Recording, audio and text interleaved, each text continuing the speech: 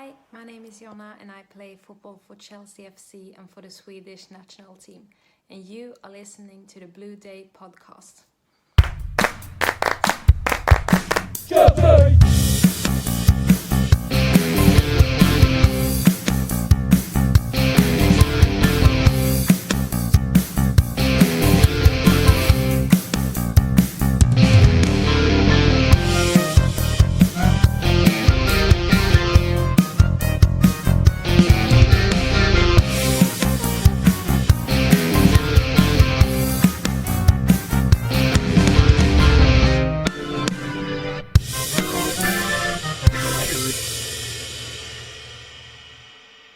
Welcome back, my friends, to the podcast that never ends. Yes, this is the Blue Day podcast, and for Chelsea fans everywhere, every day is a Blue Day. I am your host, the creator, the man with a face for podcasting, Keith Lawrence, and joining me this week is a familiar face to the podcast to discuss everything going on with Chelsea. It's Harry Harris. Harry, welcome back to the show. My pleasure, yes. Very interesting times. Obviously, that's why you got me back, I can imagine. Yes, I think there's only one place to start, really, with what's going on. And the last show I did, we got more of a fan's perspective. On this particular episode, it's all about, obviously, with your views, both as a journalist and someone who has sort of been there and done that with Chelsea, with certain individuals that we've discussed pretty much. I think it was this time last year we actually did our first recording. So, sort of the few things I just wanted to sort of get to you, Harry, if I can. Obviously, you're sort of an outsider looking in, but what was your initial reaction to the news when Roman got sanctioned and the fact that Chelsea were going to get these issues coming out of the club now? Well, it was pretty well clear from what was emanating from Parliament, not necessarily from the government, a week back, but it was pretty well clear that Abramovich was in their sights for sanctioning. It was going to be pretty difficult to avoid it, and the inevitable occurred. But even so, it was pretty much of a shock to an awful lot of people. It was interesting that yesterday, Sunday, when they played their game at home, they still had that banner up on the stand, and it was interesting when I was watching it through the BBC feed. But obviously you couldn't buy a programme, but there was the vendors there were selling all books and past programmes, and up popped my old Abramovich Diary of the Season book. The little strip said, signed by me, £15. I thought, well, there you go. Someone's making some money out of that anyway. But as you know, I did two books, one called Chelsea, which was the inside track about how the club was bought and sold. And it was fascinating to hear Ken Bates pipe up with a comment which said, Vladimir Putin must be shaking in his boots that they can't sell the programme at Stamford Bridge to their fans. I did see that pop up on the Daily Mail website, and that did give a smile to my face, because it was funny you mentioned that there was a bit of an outcry when people were at the game yesterday and they couldn't get a programme, but the clubs did have programmes, but they were only selling them to people that stayed in the hotels and the corporate seats. And there was a lot of people a lot of normal fans that are in the Matthew Harding lower or the Shed lower, they got a little bit upset about it. They got a little bit angry that, for years they've been buying programmes, and all of a sudden, with what's going on, they did have programmes, but then they were sort of going to corporate. So, well, I would imagine though, Keith, that they were being given to the corporates as part of their package. So, they didn't pay for them. No, they were. I've been in those corporate sections before many times. In fact, I was once a guest of Samsung when Samsung sponsored the team and had the box next to Abramovich. And he was most peeved because we were having such a good time. We were the last people to leave.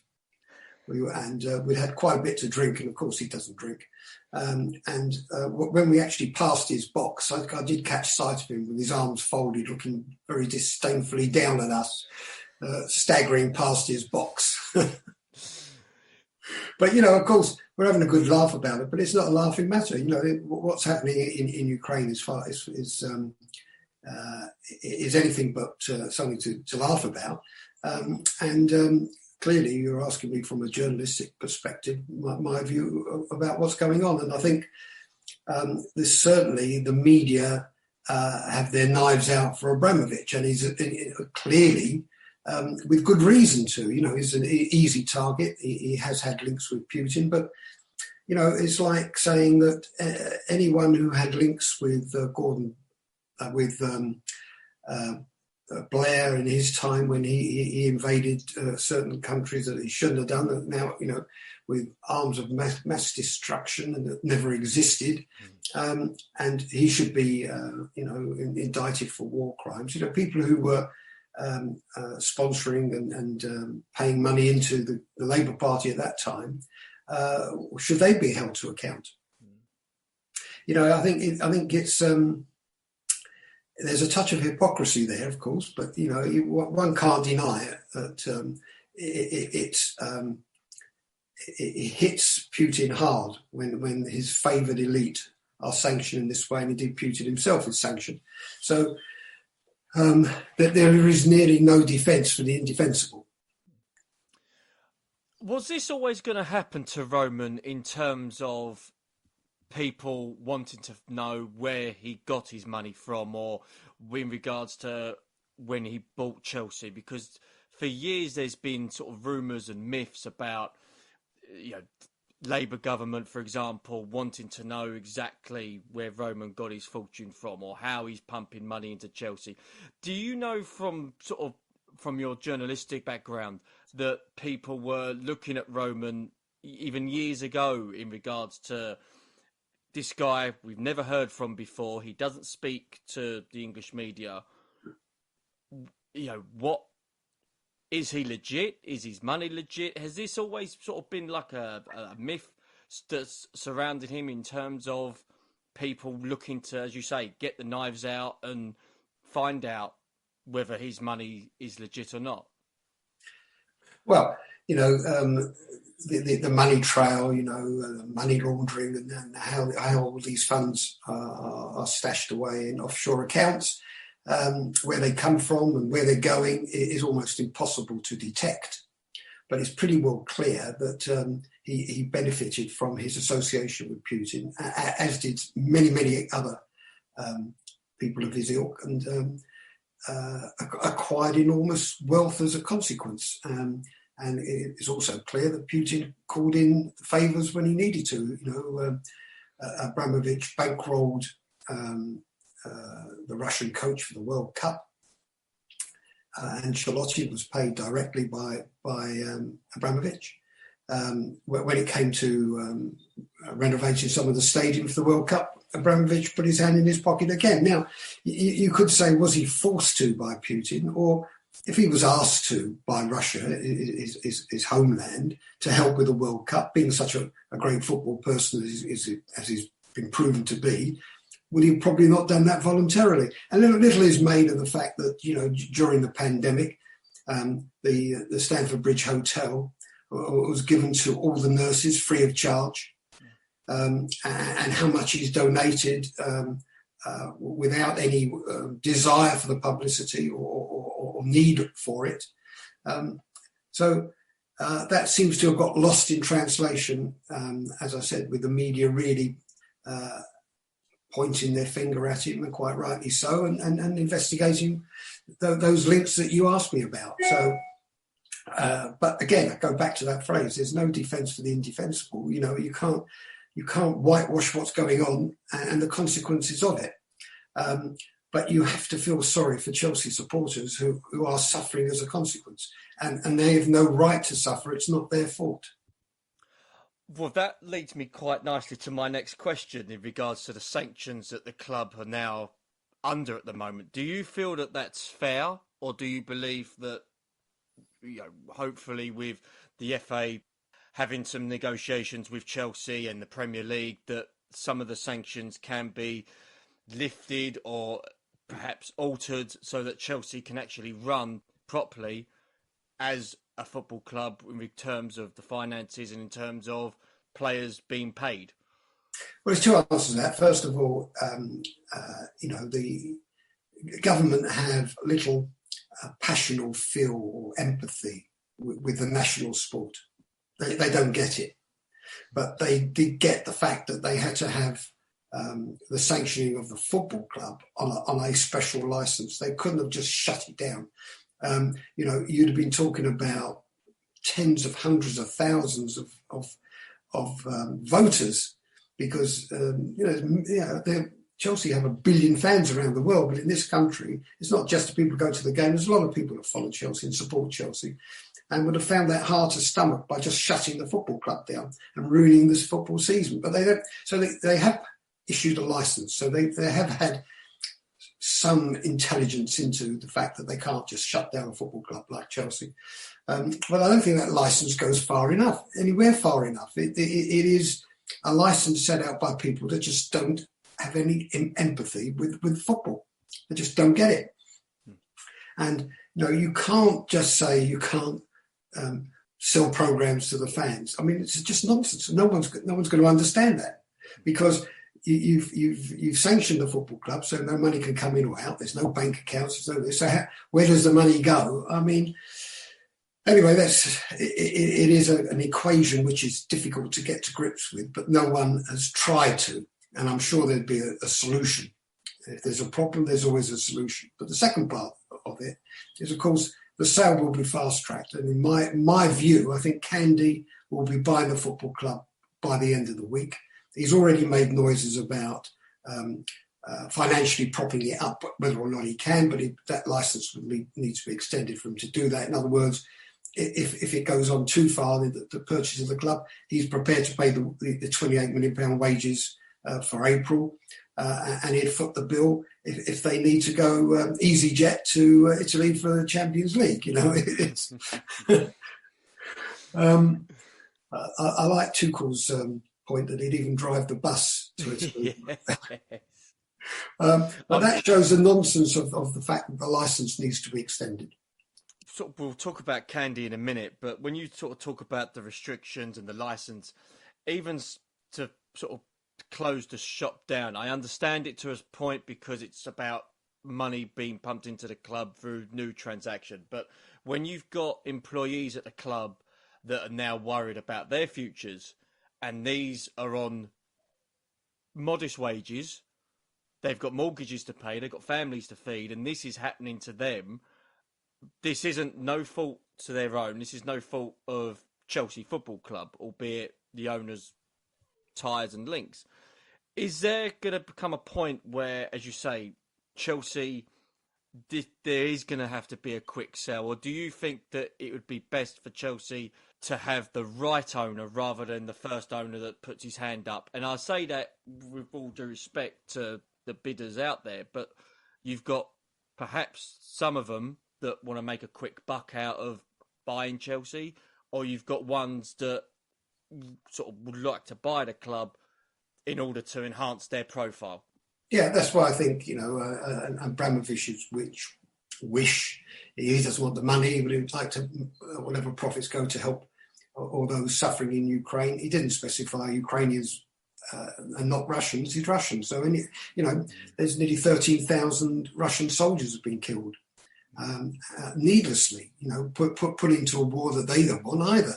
Yeah. There's very few people in Russia I can imagine want the war. Abramovich didn't want the war, and he didn't want the club to be affected by it. So his wish would be, yes, let it go to the right owner. And I think the government can see who would be the right owner anyway. You've got someone like Candy who fits the bill in his ability to be able to redevelop Stamford Bridge or even move it to another site. He has that expertise. He would be the right person for that, and he is a Chelsea fan. So I think it would be going to the right owner there. Would you say then with Mr. Candy, because funny enough, I actually bumped into him in the Wise Suite where I was in yesterday. He was there with his entourage having lunch, and he seemed like a well-mannered man, well-spoken. I know he did an interview on Sky before the game as well, and he was sort of not saying too much, but he was outlining a little bit of his plans about as you say, short-term loan to sort of give to the club, just if needed. But have you heard anything in regards to who's sort of the front runner to buy Chelsea? Is it Candy? Is it because of his links to the club? Well, I think it'd be Candy. It'd also be his ability to sort out the finances immediately. As we see with some of the other owners, my suspicion is, they're hedge funds and loans, and it'd be very, very similar to the Glazers, highly leveraged kind of financing. Even the richest people in the world don't have £3 million in their back pocket to immediately drag out and pay for a football club. And I think someone in the UK like Candy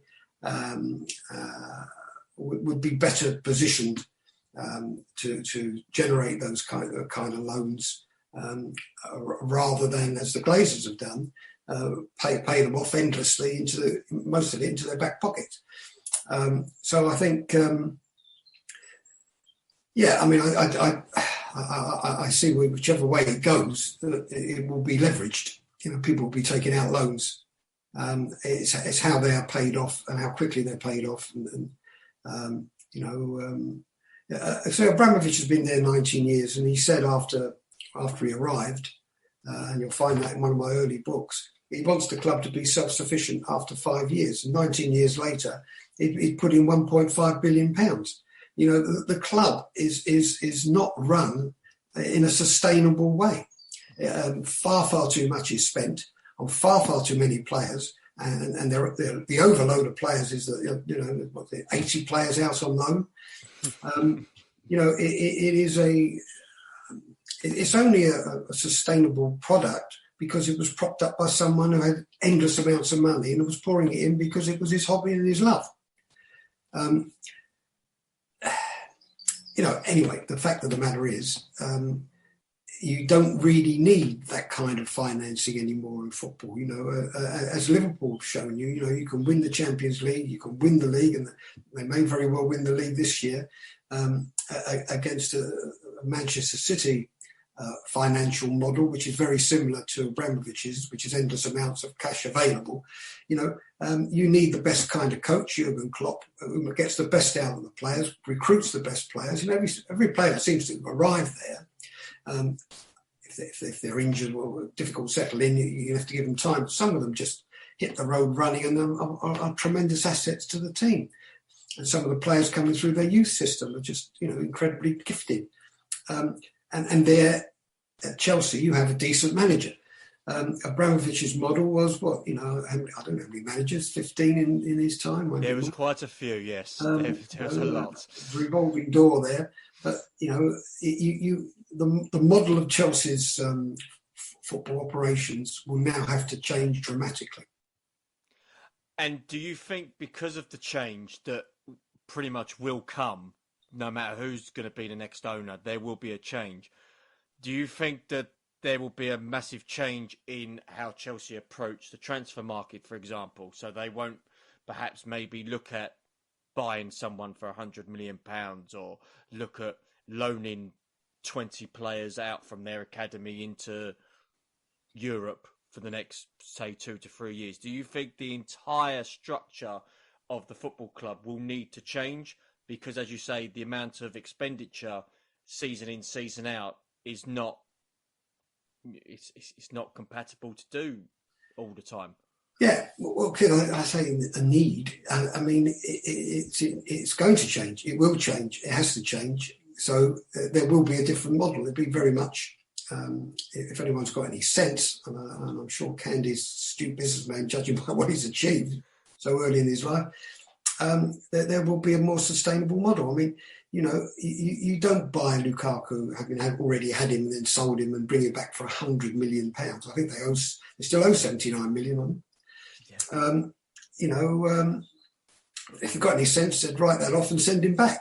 He clearly didn't fit in to their style of the new manager. But he wasn't bought for the new manager or the previous manager. He was bought because he's available. And that was the model, bring in the best player because they're available. That's not necessarily how they really fit in.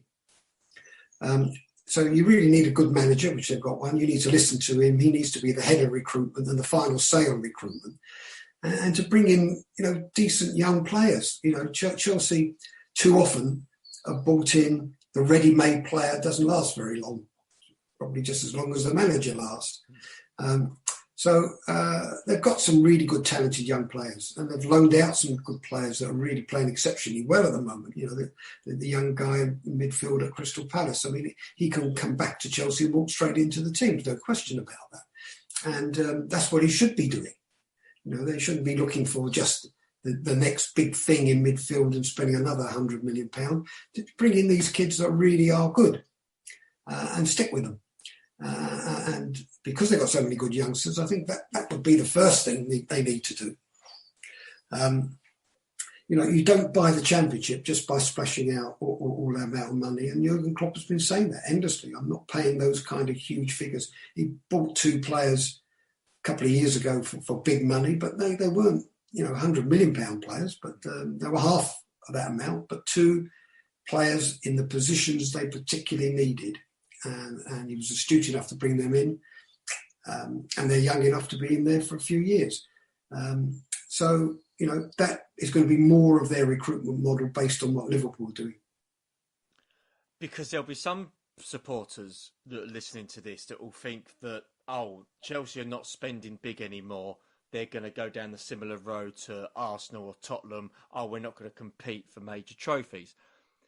Do you think that with Chelsea, it's a little bit different because they've got the manager who's been there, sort of done it recently? He's got some decent core players still there. Is there, as you say, is there a need for Chelsea to keep spending, bearing in mind that the teams below them have got years to catch up to the likes of Liverpool and Man City and even Chelsea?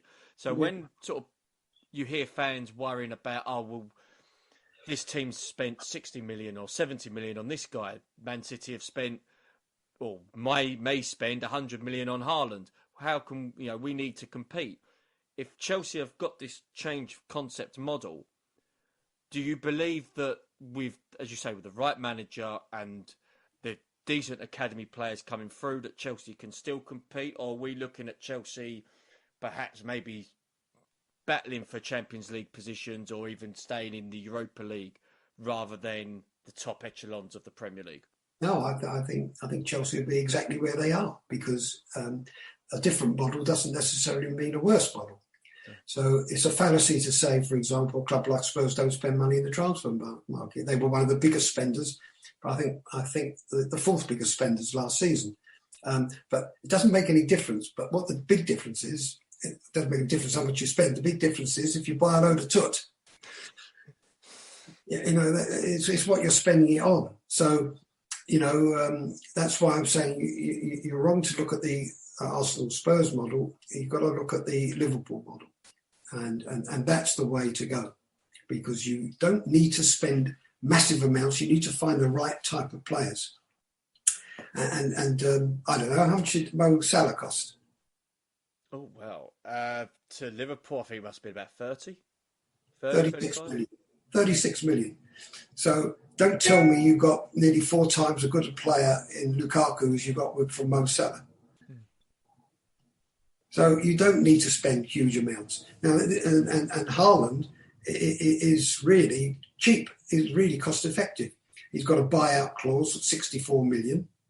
In this day and age, that is relatively cheap for that kind of player. The Haalands, the Kanes, you're looking at £100 million plus.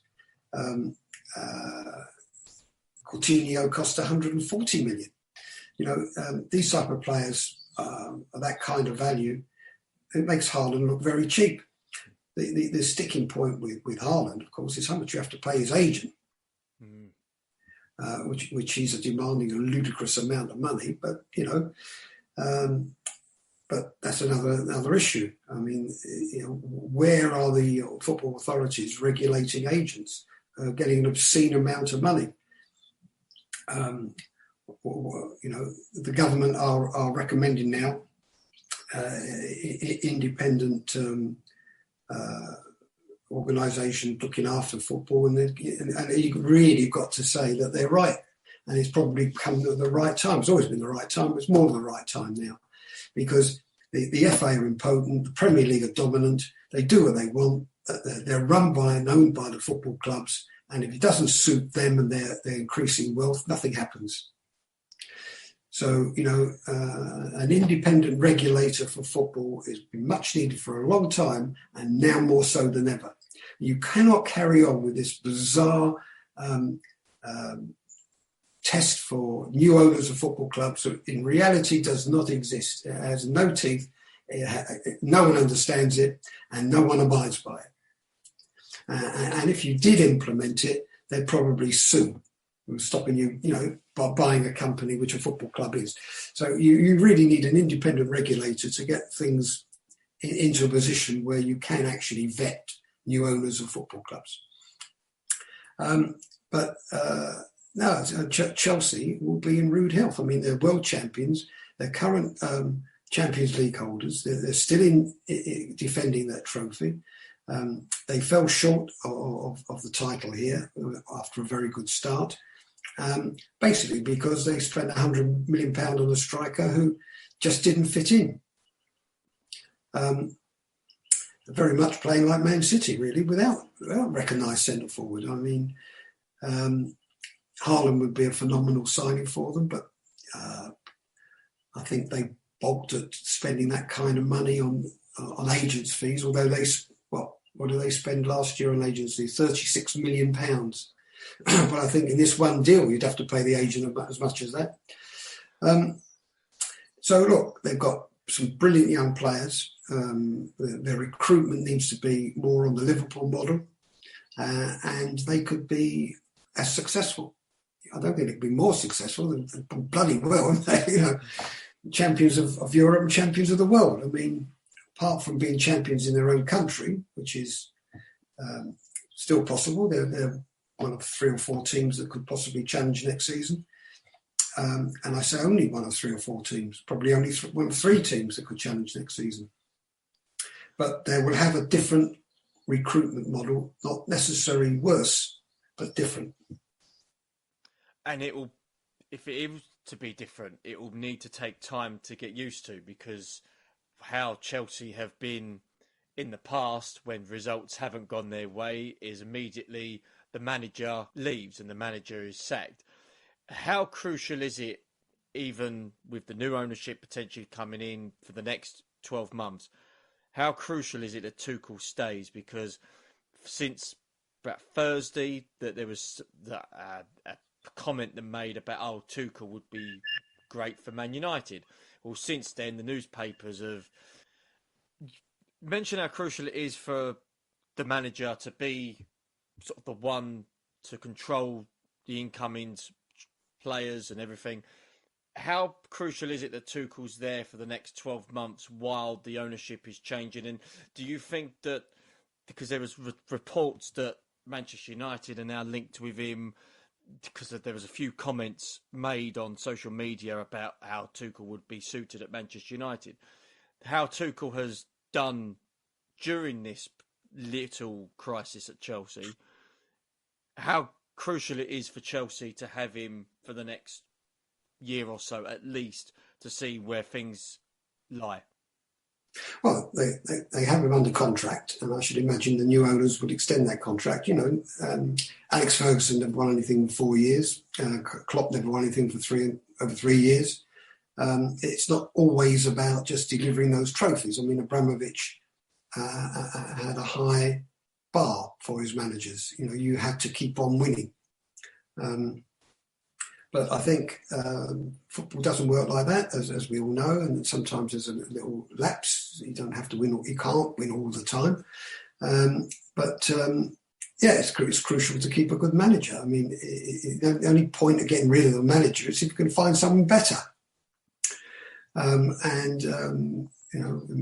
me, apart from Pep Guardiola and Jurgen Klopp, there's not a lot that's better. So why would you get rid of the manager? It just doesn't make any sense. didn't make a lot of sense at certain points that Abramovich was getting rid of managers. But, he set a high standard.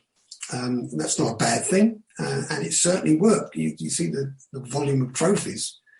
It certainly worked for him. But as we've been debating, there's going to be a vastly different football model at Chelsea.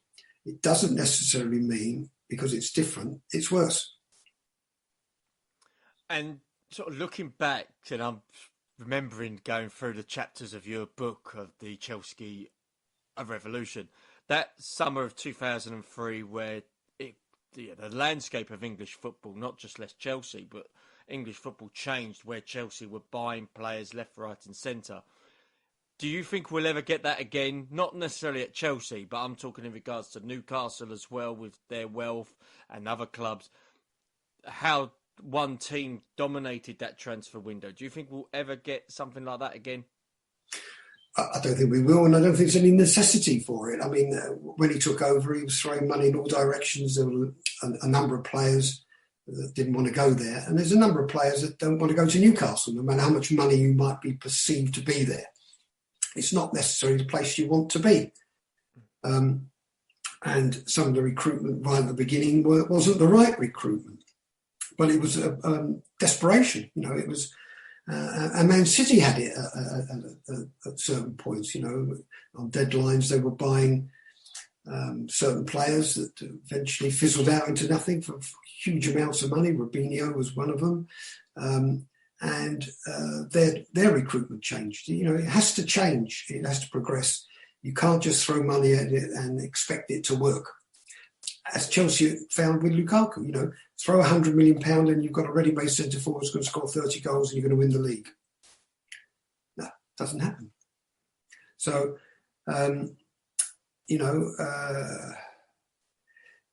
it's going to change in a vastly different way. And a businessman like Andy, who's got an affinity with the football club, is just going to let the experts get on with it, as Abramovich did. But he'd liked to be part of that recruitment, and it's not really that necessary. But he had a very hands-on attitude. He loved the football club. He wanted that football club, and you've got to recall, and I've said this in the book about him, that there was so much suspicion about it was one of his little toys, and he'd grow tired of it within a few years. And he liked basketball, and he liked Formula One, and he'd go off and buy one, but he never did. He stuck with Chelsea, and in my view, he'd always wanted to pass it on to his son. It wasn't, I think, purely, as it might have been from the beginning, you never know, to show that he had an affinity with this country and wanted to invest in this country. But I think he did have an affinity with this country and wanted to invest in this country. And I think a lot of all of that is now being twisted against him. I think the media have an agenda against him, and you can understand why. It's a very popularist view. It's one that's even coloured the views of ardent Chelsea fans who thought that, the sun shone out wherever it might have shone. It's colouring people's views, and with every graphic picture you see from Ukraine, you can understand why. And because of that, because there's a difference between should and will it, should Roman's legacy be tarnished because of what's happening in Ukraine, because of what he's done at Chelsea, the trophies that have come in, the significant moments that have happened at Chelsea within the last 19 years, because of what's happening, the awful scenes in Ukraine? Should his legacy be tarnished? Well, just prior to his arrival, something very big happened at Chelsea anyway, in my view. He recruited Glenn Hoddle as a manager. He recruited Ruud Gullit and Mark Hughes and Dan Petrescu. And suddenly you had a football team there full of world-class players. Ruud Gullit became manager, the first black manager ever to win a trophy in English football, delivered the FA Cup. There was a big transition prior to his arrival. but he took it on to a vastly different level. And no, after 19 years of what he did at Chelsea, I don't think it should. I think it should all be looked in isolation. You know, what he did at Chelsea was what he did at Chelsea. What's happening now, you can't defend the indefensible. You know, no one, Putin's a pariah because of what he's doing, and anyone linked to him is paying the consequences. And that is it, full stop. There's no way around it.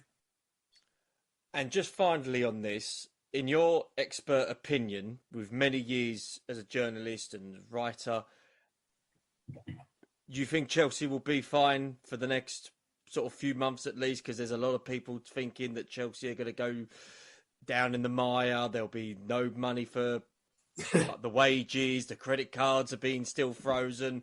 You think that there should be light at the end of the tunnel in the next couple of weeks for Chelsea? Well, just off the top of my head, I think Chelsea are 117 years old. That's right. And Abramovich has owned it for 19 years. That's 16% of the club's history. And if you look through the club's history, unfortunately, I go way back. There was a point where it was much closer going to the wall. There were a couple of times it nearly went to the wall. Ken Bates rescued them, and then Abramovich rescued the club. And no one really knows how close it was to going to the wall then. But it was pretty close. So I don't think this is remotely anywhere near as close as that. I think there are people out there who are buying the club, and it's being fast-tracked because it's not a prolonged, Mike Ashley, I want 20 pence more for this football club. It's the government calling the shots, and they just want to offload it. They can see football and this particular situation as nothing but grief. And the quicker they offload it, the better. And that will happen very quickly. Well, I would like to end on a good note. And one thing you did actually bring up that I didn't have on my notes, but I thought I'd like to ask you about it anyway.